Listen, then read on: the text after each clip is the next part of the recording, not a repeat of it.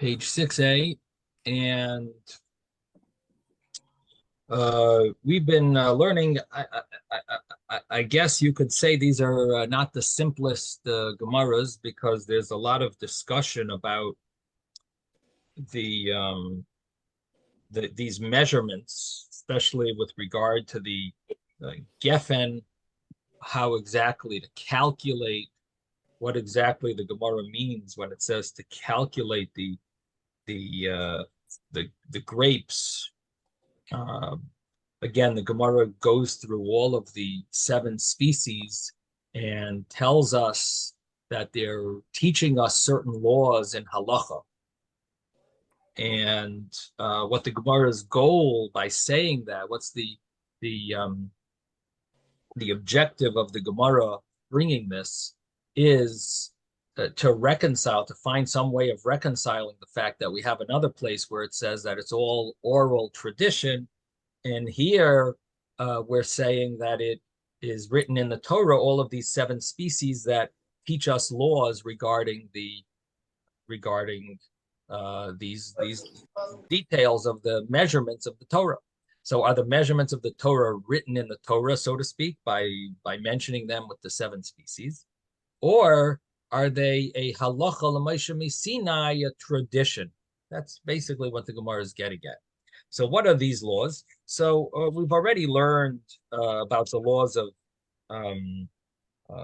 the law of the wheat bread, that the measurement of chita, of wheat, had to do with a person eating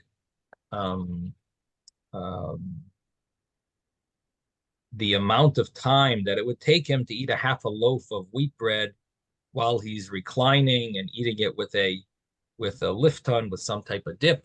That was the measurement of chita, of wheat. And that had to do with the laws of Tumah, entering a house that is leprosy house. The house has leprosy on the wall, and the person, there's different laws about the person's clothing that he's wearing, how long it'll take for the clothing to become impure. And he has to eat this half a loaf. Now, the next case that the Gemara gave was a case of the etzem k'sa'ira, the size of a bone that's tamei, person's bone, person died. So the size of it, if it's metame with touching or with carrying, those were the 2 types of methods of getting tamei from this bone, even though it's only the size of a sa'ira. And that's why it mentions sa'ira, because the barley kernel is that measurement. And then we had this next case, which was geffen. And I must tell you that it is a big discussion, and David was talking a little about it yesterday. What does the Gemara mean by this? The geffen, the measurement is a revius, a quarter of a lug, which basically means somewhere between 3 or 4, or some say even more than 4, maybe 5 ounces is the size of a revius. You know, this applies with regard to Shabbos. How big of a cup do you need for Kiddush? They make a joke that the Chavetz Chaim, who was the author of the Mishnah Brura, one of the big halachic authorities, passed away in 1933. So they say that they found his cup, his becher, that he used for Kiddush. So they brought it to his grandchild or great-grandchild to give it to him. And the grandchild or the great-grandchild said, no, it's not big enough. He said, no, it needs to be the 5 ounces. This cup is not big enough. Like he's being more machmir, more strict than his great-grandfather, who was the big halachic authority, you know. But which basically means that there are different opinions as to how big a Kiddush cup has to be. But it seems that in the previous generation, they relied on more lenient views or smaller views, and those were the accepted views. And even today, many people follow the more lenient view, which is known by the name of Rabbi Avram Chaim Noah, who happened to be a Lubavitcher, but he's one of the most famous authorities that argued with the Chazon Ish. The Chazon Ish was known. Chazon Ish was a big rabbi in Israel. They were both in Israel, but Chazon Ish was known in Bnei Brak as being the authority on measurements. But he always gave a very fanatic, extreme, huge measure for all of his measurements. And Rabbi Avram Chaim Noah was more lenient in his measurements, and that's the common halacha, at least from what I've seen in the world. They seem to follow Rabbi Avram Chaim Noah as halacha, and people who want to be machmir, extra strict, they go by the Chazon Ish. So the measurement over here for the grape the Gemara is saying is a revius of wine for a nazir. That how much does a nazir have to drink in order to be liable? It's the size of a revius, which is this measurement of approximately 3 to 5 ounces. How do you come to that? So the Rashi over here gives a method of calculating, and that is that what we're talking about here are the solid parts of the grapevine. Basically, there's a whole discussion. How do you measure the wine of the drinking wine for a nazir, Nazirite? Do you go by a kezias? Does it go by the size of an olive, or does it go by the size of a revius, which is these 3 to 5 ounces? So the Gemara here, the wording of our Gemara says everything goes by a revius. And we take that even one step further, that even the solid items of a grapevine, which Rashi brings down, which would include the seeds and the leaves of the grapevine, they would all be part of this prohibition. For the nazir, if it's mixed together with the seeds and the grapes and who knows what, it's all mixed together from the olive. So you include all of it in the prohibition, and it all adds up to a revius, this quarter of a lug, which is this measurement about 3 to 5 ounces. I'm just going to say 3 ounces to make it easier. So this 3 ounce measurement is what we're trying to calculate. Now,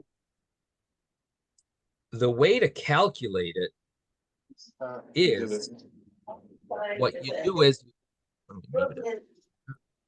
you fill up a cup with wine, and you stick into the wine enough of these solids that the nazir is about to eat. You stick into the wine this amount, and it causes I'm not sure the proper word for this, but displacement. That's it. It causes a displacement of 3 ounces. So how much solids do you have to stick into the cup in order to get a displacement of these 3 ounces? Well, it depends. If it's water, displacement of water, it would be a small amount of solids. But if you want to get a displacement of wine, in other words, if you fill up the cup with wine and you put solids and of the grapevine in the cup of wine to get for it to spill out enough, that would be the amount of 3 ounces. You need more solids if you're spilling out wine than if you're spilling out water. Why is that? Because wine doesn't spill over so much. It stays on the top. It's very thick. And when you fill a cup of wine, it actually continues even above the rim. And until it spills over, you sometimes have to pour a little more till it spills over. You have to stick more and more in till it spills over. So that is the displacement method to calculate the prohibited items for the Nazir. He's not allowed to have anything from the wine, from the vineyard, from the vine, and that would be measured by displacement using wine. So why does the Torah give us a one from the 7 species? One of them is the grapes, is this wine, geffen, seina verima, and it gives the word wine because it's teaching you that when you calculate displacement for the amount that you need for displacement for a Nazir, the amount is a revius, and that is calculated by using wine, not using water. Now, that's the way Rashi learns. Tosfos, however, learns differently. Well, not Tosfos, Rabbeinu Tam in Tosfos. The opinion of Rabbeinu Tam, and this is this long Tosfos over here, that deals with, number one, the fact that this is not so simple to say that everything boils down to the measurement of a revius, that we follow the measurement of the 3 ounces. He says the opposite. Everything, I mean, it's based in the Gemara in Nazir, Mishnayos in Nazir, and different opinions, and the Rabbi Akiva's opinion over there, and basically the opinion of Rabbeinu Tam is that our Gemara really is talking about a kazayas, not a revius, and of course he'll have to change a word or two over here to make it that our Gemara flows. And basically, according to his calculation, you need to do 2 displacements. What you need to do is do the displacement of an olive, because everything boils down, according to Rabbeinu Tam, to the size of an olive. That's what the measurement is.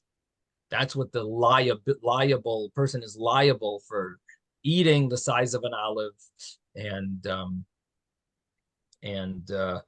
way to calculate that would be put an olive into wine, and that displacement is called the displacement of the size of an olive, and then put your mixture of your grape seeds with the grape leaves and who knows what else, and you're mixing it all together and you stick it in, and that same, if it displaces the same amount that the olive displaced, that would be the prohibited amount.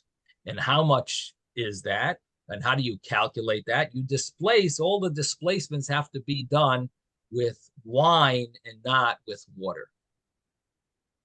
Now, Tosfos himself Tosfos argues on Rabbeinu Tam. He asks a very strong question on Rabbeinu Tam. He says like this, think about this. You're doing 2 displacements. You're displacing whatever an olive displaces from wine. That's the amount that will make a person liable when you stick, because you'll stick whatever he's eating, his mixture of grape products. You're dropping it into wine, and if it equals the same amount of displacement that an olive would displace from wine, that would be the amount that's prohibited. How much different is that going to be than if you displace water? See, the first opinion that I mentioned, Rashi, we are only doing 1 displacement. And when you do 1 displacement, it makes a big difference if it's water or wine. But if you're comparing 2 displacements and they're both going to be done with wine, so it really makes no difference if you're going to do both with water. Because whatever an olive will displace is going to be the amount that whatever you stick in the water. Let's say an olive displaces 2 ounces. Let's just give an example. An olive in water will displace 2 ounces, and an olive in wine will displace 1 ounce.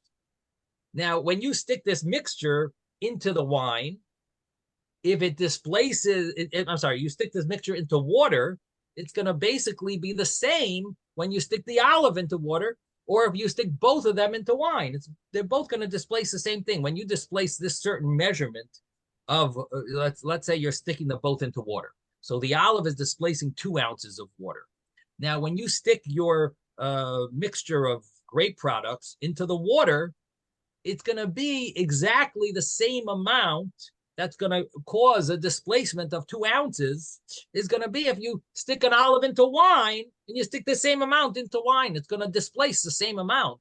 They're both, you're using the same amount to displace, and you're comparing the amount of water that spills over to the amount of water that spills over, or the amount of wine that spills over to the amount of wine. So what do we need a pasuk for teaching us that you follow the displacement of wine according to Rabbeinu Tam than the displacement of water? It's not going to be a difference. There's no difference in if you displace water or displace wine. You're right. If you displace water, an olive displaces water, it's going to be more water. But the same thing is when you stick in the solids of the grapevine, it's also going to be it's going to be when you stick it in water, it's going to displace more water. But that's going to equal the same amount that you stick into wine. Is going to be the same amount that you stick when you stick the olive into the wine. So Tosfos doesn't understand Rabbeinu Tam's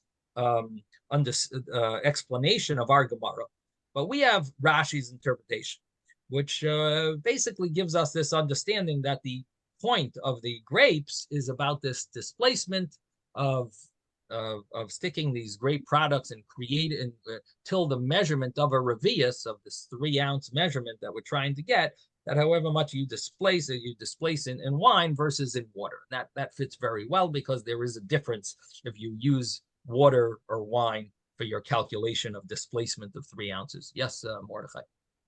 Is that why they put an olive in a martini? They saw us doing it. They thought we had some good drink. We were really just calculating the measurement. Rabbi? Yes, Moshe. It seems like it's something to do with viscosity with regards to, this it does. of transition from putting something in on top and seeing whether it's gonna go over or not. You know what I'm saying? It has to do with viscosity. No. No, for sure. For sure it has to do with that. Yeah. It's density of the fluid. It still doesn't answer the question on Rabbeinu Tam.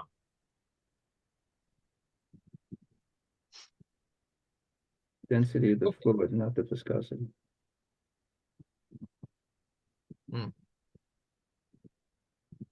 So we're going to continue. So we're up to the next little piece here.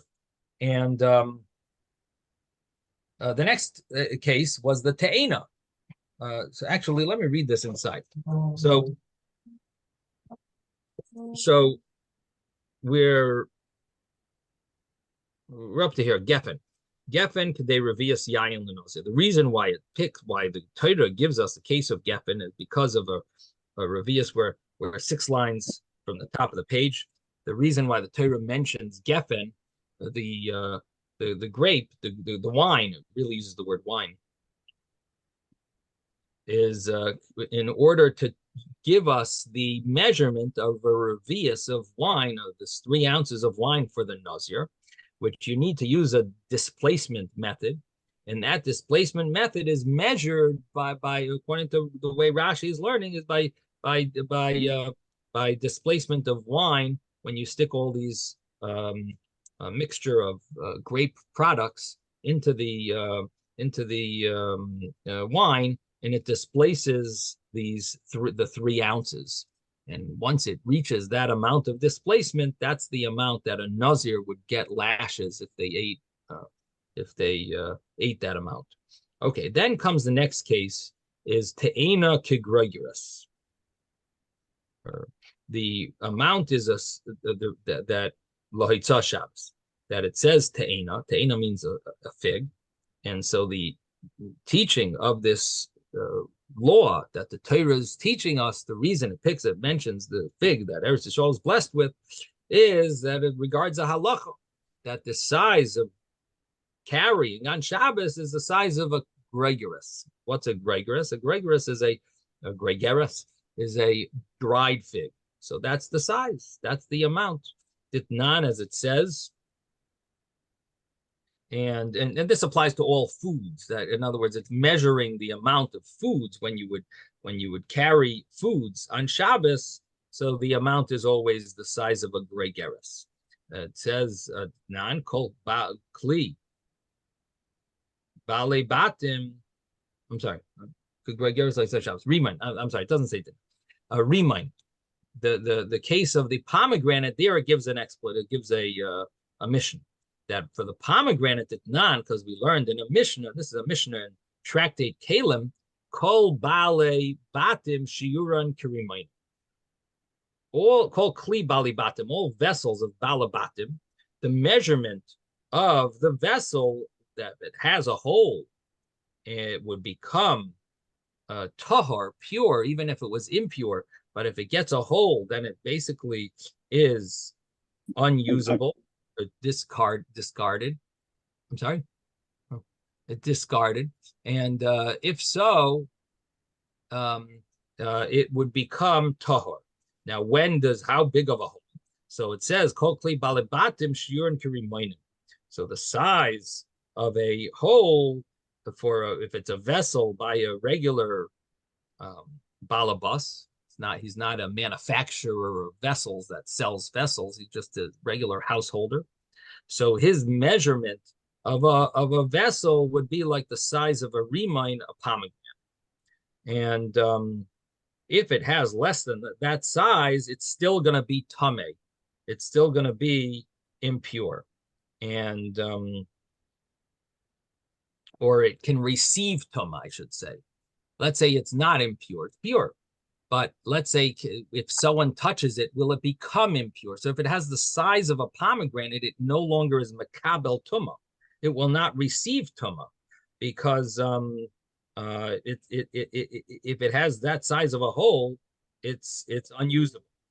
And so with regard to the laws of receiving tumah, it will not receive tumah if it has that size of a hole. It's not called a vessel anymore. Now, what happens if it's a manufacturer's vessel? In other words, he's going to be selling this. So if it's a someone who's selling the vessels, you can't sell something broken.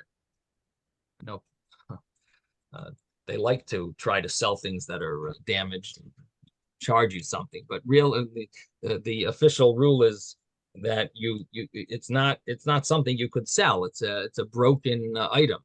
So broken item, so it's not called a vessel. So that is the size for a uman would be much less. It would be a kol shehu, even a small amount. That would make it that it's not going to receive tumah. So that's the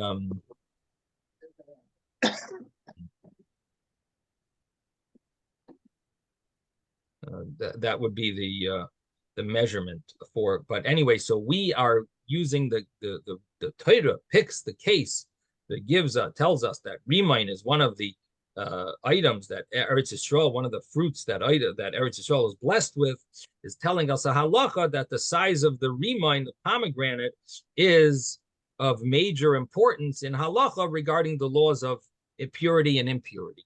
Now, this law applies. Now, David brought up, what about if it's a liquid vessel meant for liquids and earthenware or wood?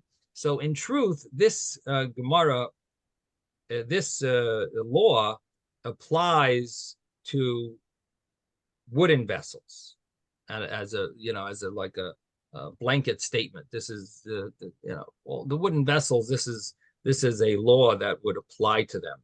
Earthenware vessels are much cheaper. In earthenware vessels, you sort of get rid of even a balabayas, even a regular householder that likes to keep all of his stuff.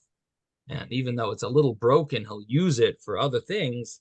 But generally, they will get rid of earthenware vessels. There are, the Tosfos over here brings different, if you look on the second Tosfos on the page, Kol, so he says, this was learned regarding kliyates, regarding wooden vessels. He says, and this is from the chapter 17 of Kalim. But earthenware, he says in chapter 3 of Tractate Kalim, it talks about there that if there's a difference, if it's meant for food or for drink.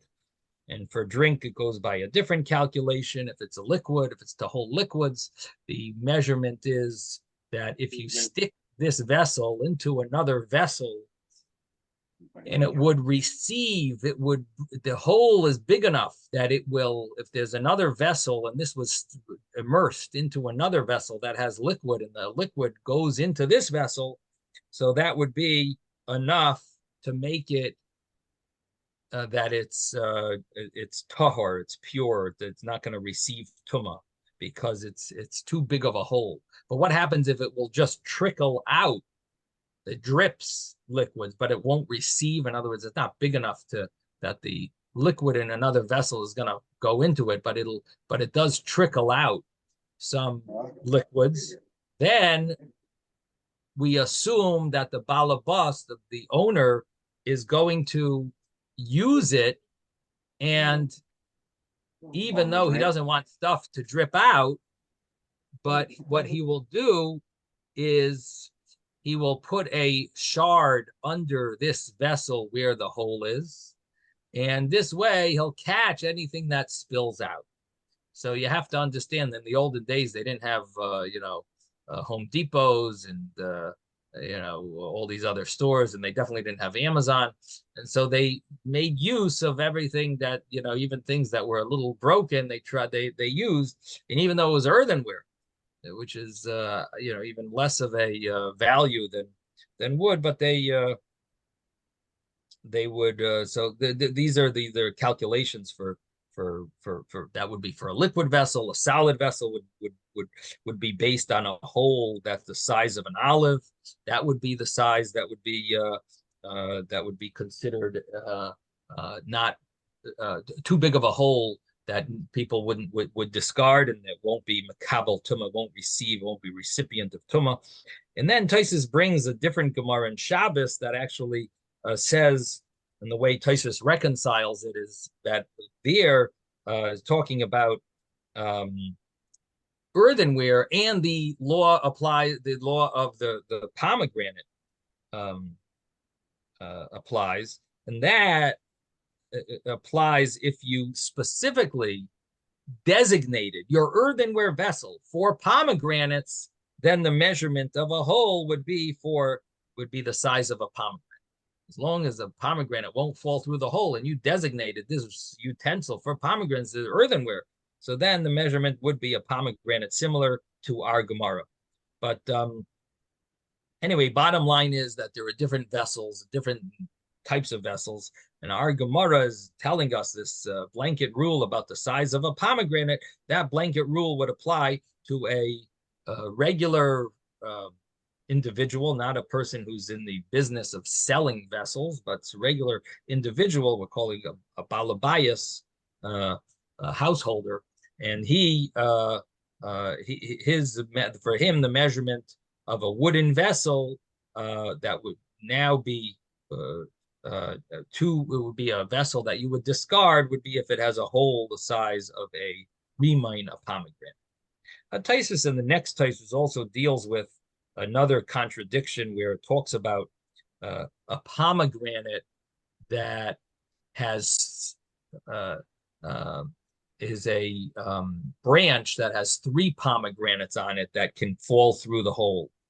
And so Tosfos is trying to figure out how does that fit with our Gemara, where it mentions one pomegranate falls through, and there it sounds like you need 3 pomegranates to be able to fall through.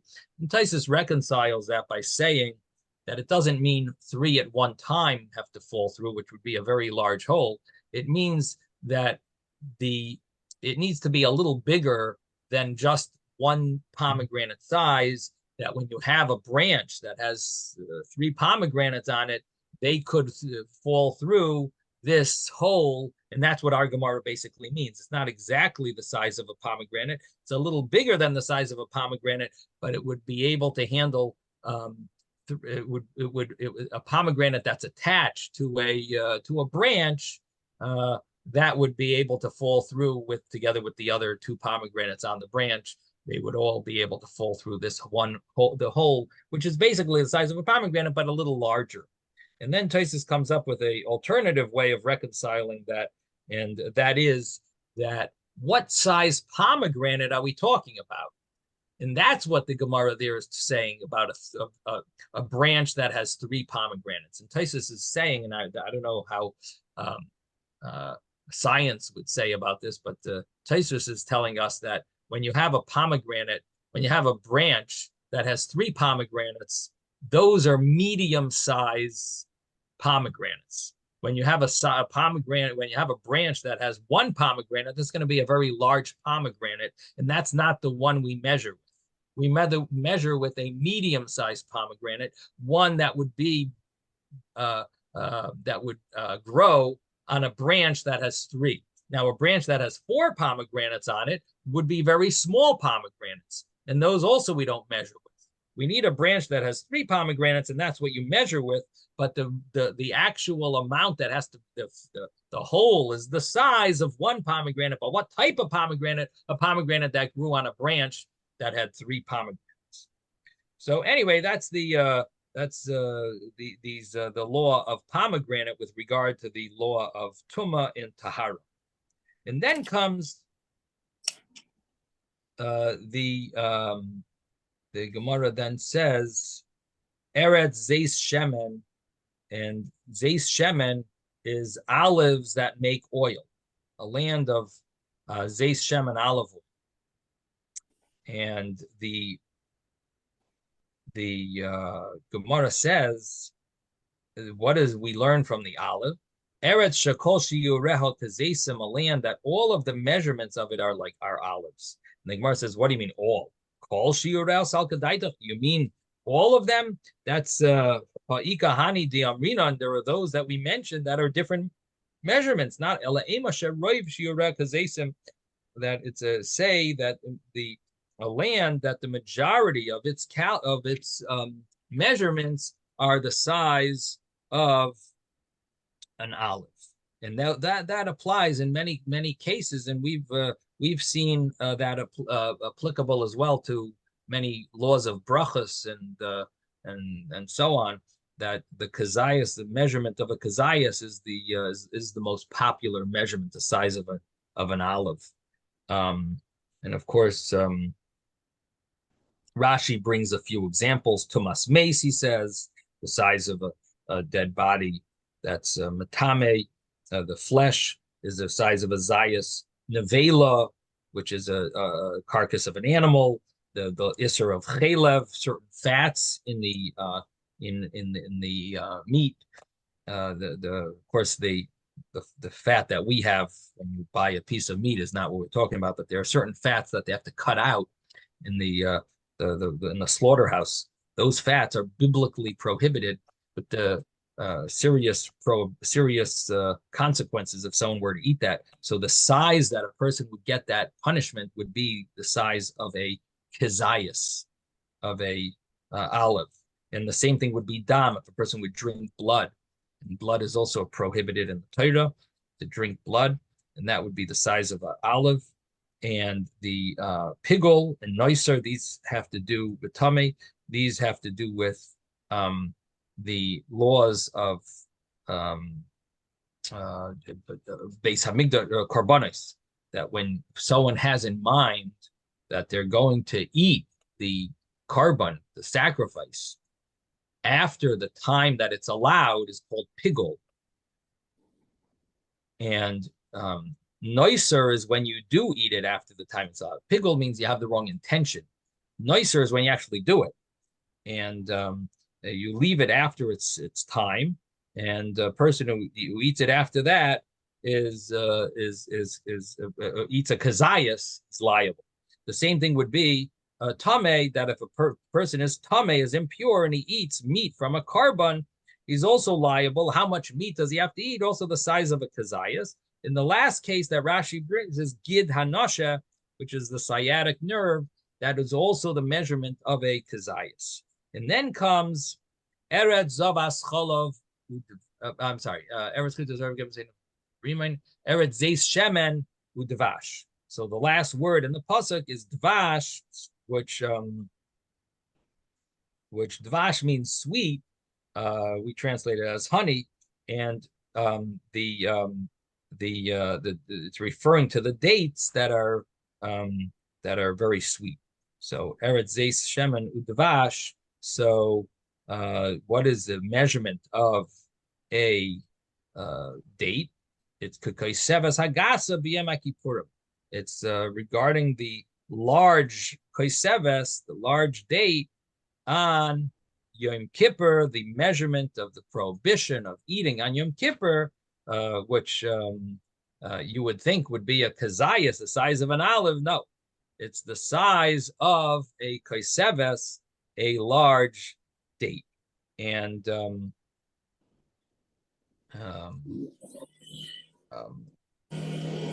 the reason why we learn, I mentioned that one of the commentaries brings that the reason why we say it means a large date is because it uses the word dvash, doesn't say tama.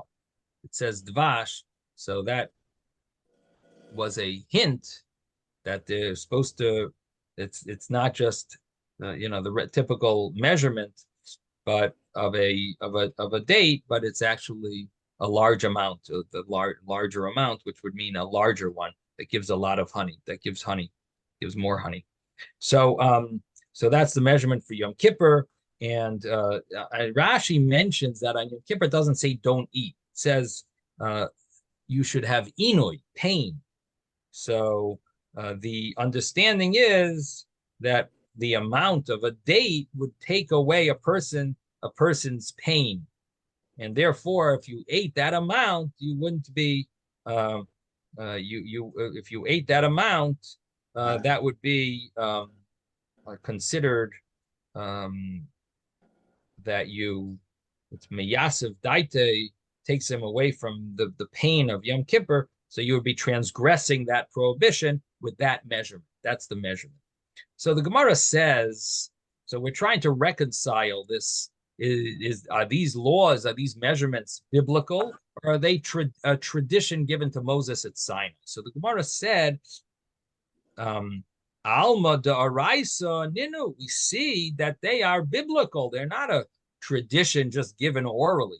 These are biblical. They're written in the Torah. The 7 species these are meant to teach us the measurements. So it's in the Torah.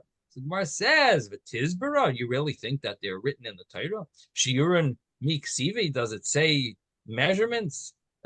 It's hints to these measures. It doesn't really tell you exactly what law applies to what. It just says the olive. It says date. It says grapes. It says wheat. Say the shear. It says what it's applicable. Where that measurement applies to. So the Gemara says Ella hilchasanin. Rather, these are halacha l'Moshe miSinai. These are the tradition given to Moses at Sinai. Ukra and the pasuk is asmachta bialma, is just a smachta, which means a support or something to some source to connect it to, and there generally is an argument about the law. And some of you mentioned one view yesterday. I think David was mentioning that asmachta says support. So this is seems like it's a support for these laws, and the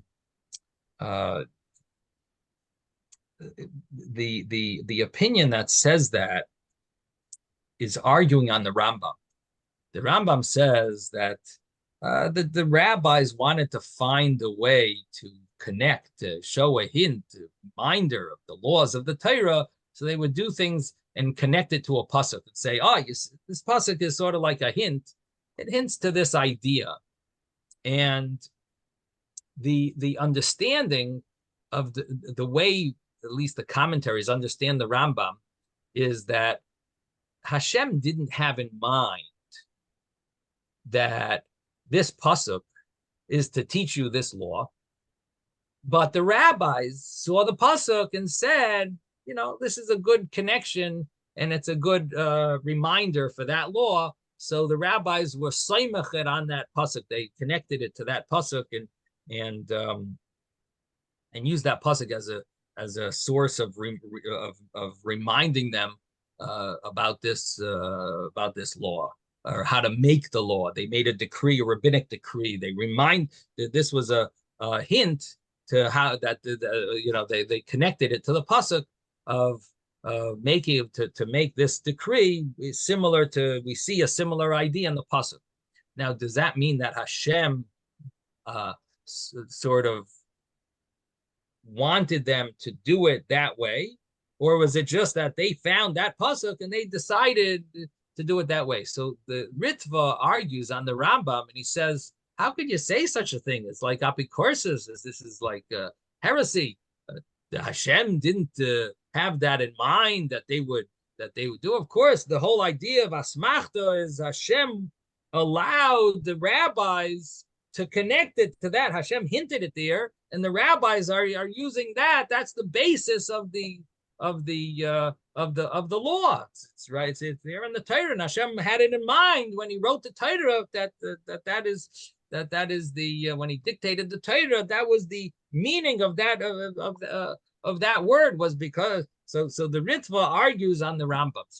So there's a little debate over here about how to understand the concept of asmachta. Now, I mentioned yesterday that I don't know in this scenario if you can use that regular debate and say it applies here. And the reason I say that is because, and I explained it yesterday, that this is a halacha l'Moshe Sinai. Hashem gave this law to Moshe at Sinai, so it doesn't really need support. There's no need for support. There is a concept that everything in the Torah has a hint. Anything that Hashem taught orally, there's some type of hint. So if you want to say there's a hint to it in the Torah and you call that support, fine. But if you want to say that it needs support from the Torah, Hashem doesn't need support from the Torah. Maybe the rabbis' laws need some support, and this was supportive of the rabbis' law. They afraid to make a decree, but they saw support from the Torah. So often they'll do something that's called an asmachta. They'll quote a pasuk and say, you're not allowed to do this. And of course, the question will be, what do you mean? Is it biblical? And the answer is no, it's not biblical. The rabbis made a decree, and the rabbis were maybe a little nervous to make such a decree, but they found support in the Torah for such a decree. So they made the decree. Now, is it rabbinic? Yeah, it's rabbinic. It's a hint in the Torah for such a decree. It's support. Is it supportive? Yeah, because you can go to the extreme, as the Ritva says, this is a support for the rabbis. Hashem had it in mind that they should make this decree. The rabbis caught on to that, and they made the decree, and that's an asmachta. Here in our Gemara, I'm not 100% sure that you need to go that extreme, because you can't really say that halacha l'Moshe Sinai, God gave a law, so Hashem needed support in the Torah for such a law. He wanted to hint it in the Torah. Yeah, maybe he wanted to hint it in the Torah, but to say he support, it's a little. It's sort of like you have to at least word it differently. You can't word it the same way. The rabbis needed support for their law. They found it. So that's my understanding. If you want to argue with me, that's fine. I didn't see anyone spell it out so clearly either way over here that it means that. So that's the way I'm learning it. Now comes the next Gemara. So the next Gemara is Chatzitzin. And Chatzitzin is a law regarding mikvah. And the law about Chatzitza has to do with the fact that when you go into the mikvah, you need to completely immerse oneself in the mikvah and the entire body at one shot. And if you don't, then it's considered a invalid mikvah. So the thing is that it reminds me of the joke. There was a woman was studying to become Jewish for a long time, And the rabbi finally told her, he says, next time we meet, we're going to do something special. It's going to be called mikvah. So she says, what is it? He says, oh, you'll see when you come next time after, you've been studying with me for 3 years, all the laws. Next time we're going to do it's mikvah. So she gets all excited. She has her hair done and she has her nails done, everything. She prepares herself at this special occasion. And she doesn't know what it is. So they go. So she comes and the rabbi says, oh, we're right here. This is the mikvah. And you're going to be dunking in the mikvah. She says, dunking in the mikvah? I just had my hair done. I just paid to have my hair done. How could Rabbi says, don't worry. You go to mikvah up to your neck. But I must tell you, you're always going to have a goyish cup. Anyway, so the thing is, you gotta, the mikvah has to be, you have to completely immerse in a mikvah to be kosher. Otherwise, it doesn't work. And so here we learn it from a pasuk. Our Gemara is saying that it's halacha l'moshe misina. So we got to figure out how this works. Chatzitzin. So the Gemara says, chatzitzin. Chatzitza is a halacha l'moshe misina. It's an oral tradition. There's chatzitzin daraisen in it. Chatzitzin is biblical. The chsiv, as it says, v'rachat says b'stari b'mayim, that he immerses his flesh in water. There should be no item that interferes, that separates between him and the water of the mikveh. So the Gemara says, you see, it's written in the Torah. How do we know that? How do we know that you can't have anything that separates between the person and you don't really see it so clearly? It puts his you left this here. washes his flesh in the flies are coming. Where do we see that? So it's learned from it says b'sarai b'mayim, his flesh in the water, and that means that it's nothing is interfering. At least that's the understanding, that it's the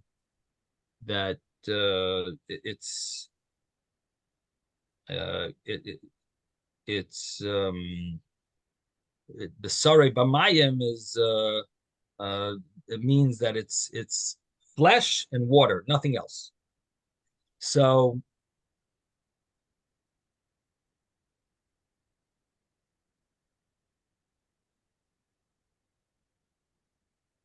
I see there's a whole discussion over here about which pasuk is the right pasuk, like which there seems to be a few psukim that they quote. Okay, so anyway, so the Gemara continues and says that how do you reconcile this statement of Rav that the chatzitza is a halacha l'moshe Sinai, if the law of chatzitza seems to be a pasuk? The Gemara answers, Kiyasi Hilchasa. What does the halacha come to, the oral law? What does it come to teach us? That comes to teach us a law about l'sairoi, about the hair.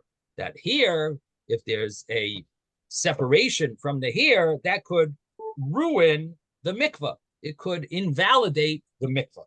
And the problem is that in the pasuk it says b'sarai b'mayim, the flesh in the water. So the question would be, from that pasuk, you don't clearly see any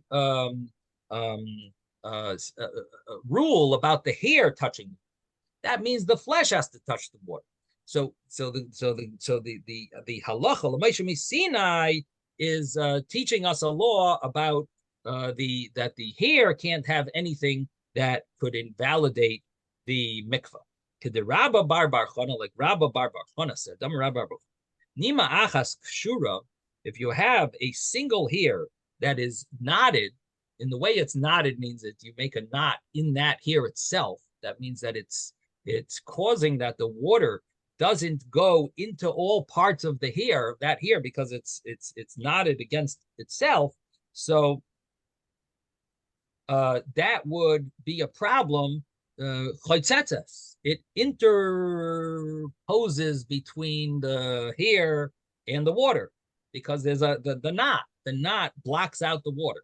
Shalosh einon chaytzetzos. If you have three, it does not. It's not as tight, and therefore, Rashi says because the hair is hard and it doesn't get as tight, it doesn't get so tight. Water will get in. Now, the Rabba Bar Chana says, however, I'm not sure if you have two. Shtayim eini yodeh. Two, I don't know. I'm not sure if two hairs tied together in a knot, if that would cause that there would be a that would cause the water not to be able to get through. Would the water be able to penetrate? And so he's not sure about two, but one here is a problem. It's called a chatzitza. It's called it interposes a separation. It blocks the water from getting in. And this is a halacha l'maishem Sinai. That here, so the Gemara says, what do you mean? It's halacha l'maishem Sinai. Sare nami d'oraisanin. The here is also a biblical dichsiv, as it says, v'rachatz es b'sarai b'mayim, that he washes, immerses his flesh in the water. And the Gemara understands from the word es hatafel b'sarai, the es adds that which is subservient or additional, like a tafel, a secondary to the flesh. Well, my niyu, what is that? That's his hair. So es always includes something, and here we're going to include that the hair also has a law about separate. So the Gemara says it is biblical. So we're back to square one. So the Gemara has to answer another answer. Kiyasi Hilchasa, when does this halacha l'maishem Sinai that Rav is teaching a special law about things that are choitzitz, that separate chatzitzin, is a halacha l'maishem Sinai? It's l'chad Rabbi Yitzchok. This is teaching us a law of, like Rabbi Yitzchok said, that the Rabbi Yitzchok said, and now we turn to page 6b, Devar Torah, according to the Torah law.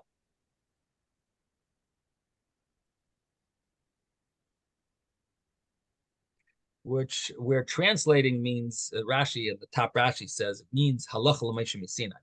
So according to the Torah law, meaning according to the halacha l'maishem Sinai, there's a special rule. And what is that? That ruba yumakbid olav, if the majority of one's hair is dirty, or it's knotted, not knotted together. See, that's where you have to be careful. Knotted individually. So the majority of one's hairs are dirty. It would be a simple case, or they're knotted. Again, you'd have to. The case sounds a little hard to imagine how each hair would be knotted in its own, but that would be the case if it's the majority. And makbid olav, and he is makbid. He doesn't want this. He's angry about it. He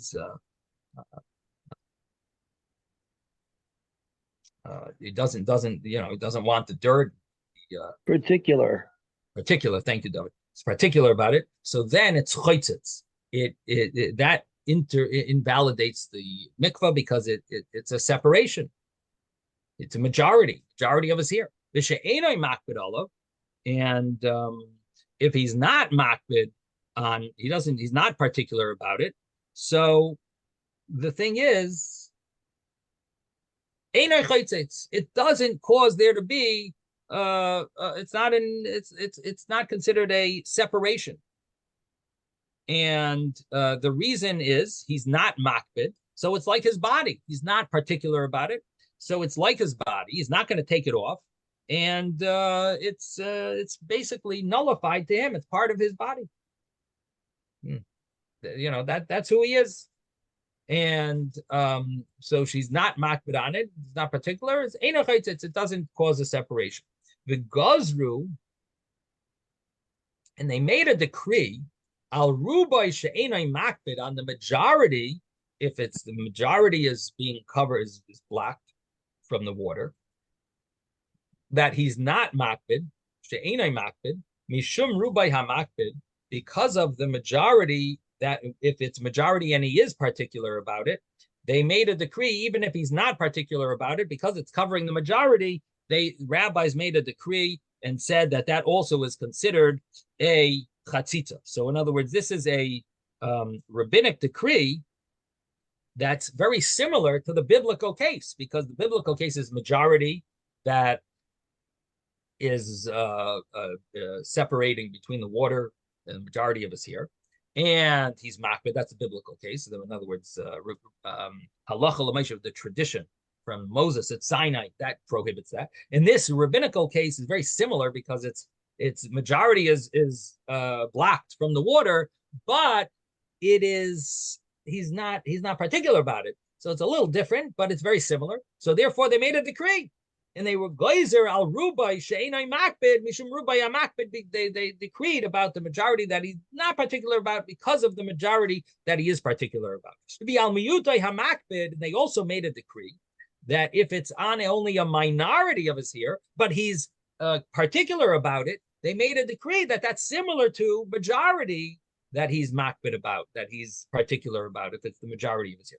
And therefore, this is the halacha l'maisha misinai about the law of here, of course, has to go in immersed in the mikvah, but there are rules about it, to what extent, and majority, he's particular about it, and then there's rabbinic laws that go on top of that.